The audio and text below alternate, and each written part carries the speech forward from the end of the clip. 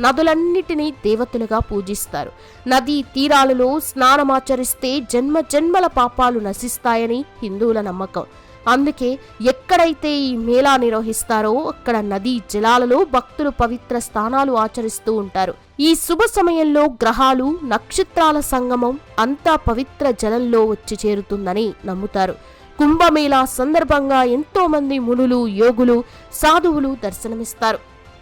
సాధారణంగా వారిని దర్శించుకోవడం సులభ సాధ్యం కాదు. కానీ కుంభమేళా సమయంలో వారే స్వయంగా దైవ స్వరూపులు దిగివచ్చి భక్తులని ఆశీర్వదిస్తారు. కుంభమేళాలో ప్రత్యేక ఆకర్షణగా చెప్పుకునేది అఘోరాలు, నాగసాధువుల గురించే. పురాతన సాంప్రదాయాలను ప్రతిబింబించేలా ఈ సాధువులు ఒళ్లంతా విభూది రాసుకుని ఉంటారు.